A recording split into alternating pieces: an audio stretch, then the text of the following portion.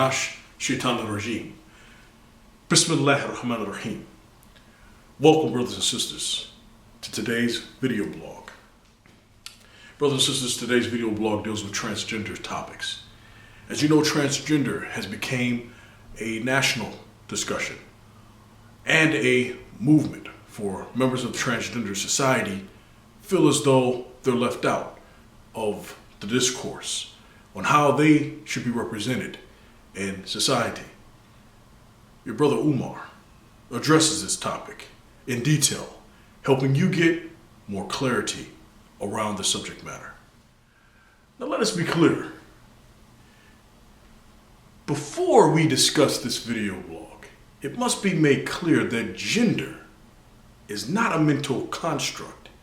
For if gender was a mental construct, it would be susceptible to human error. But that's where it's going. Gender is being classified as a mental construct, something that I can conceive in my mind, thus produce an outcome with my visualization of exactly how I view gender. Well, unfortunately, that leads to human error. And human error has massive consequences.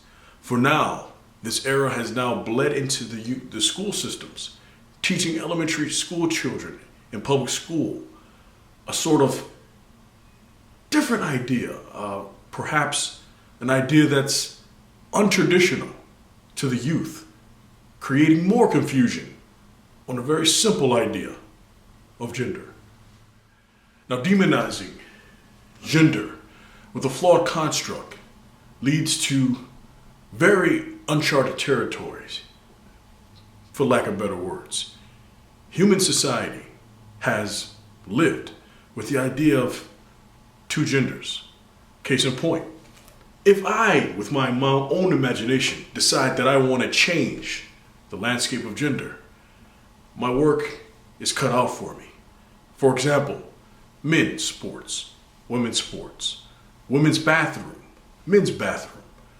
If I today, no matter how much I wanted it, decide that I want to be a woman, and I decide to put makeup on and live the life as a woman, I could never achieve the highest points and pinnacles of womanhood, no matter what it was, because I am designed a man. That's a fact. Because I know for the opposite, the same exists. If I want to be a man and I'm a woman, well, the Olympic gold medal, you have to run 100 meters under 7 seconds, or do the men's hurdles. There's so many different elements. Squatting a half a ton of weight.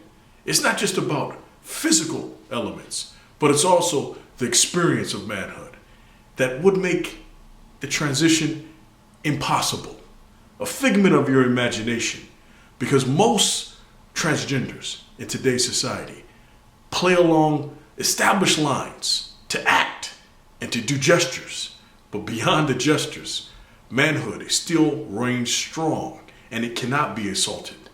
Just like me as a man attempting to assault womanhood is impossible.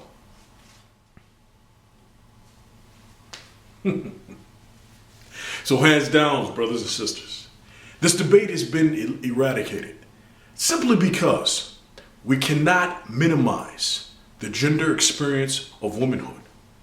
I'll only speak to womanhood today because it's not a hormonal thing.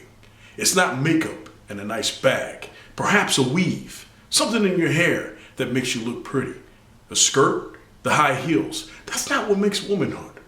Womanhood is an experience that happens from the age of 0 into the age of puberty. Those emotions, those feelings, those biological transformations, they occur, and many women go through that. But me as a man who has no reference to those experiences, claiming manhood is where the true injustice to gender has been done by modern society and the transgender movement. I cannot create a construct and then say that that construct is a reality, and that's prevalent in today's society. So we're dealing with a case of confusion. And we've talked about this, many of my viewers before. The root word in Arabic for confusion is connected to dhulm, which is oppression. Confusion is a form of oppression. Therefore, it is important for you to understand, and my viewers, that in today's society, news is no longer news. Facts are no longer facts.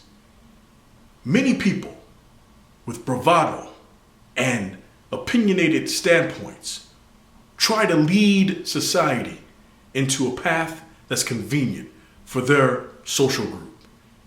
But as a Muslim, I ask all Muslims to stand firm on what Allah has described, because we don't have confusion in the area of gender. There's a man's bathroom and there's a woman's bathroom. It'll be a long time before we'll have a transgender bathroom, and that's guaranteed.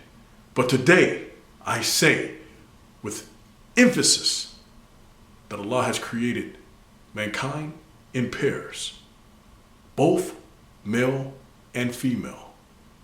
Each one cannot be transgressed.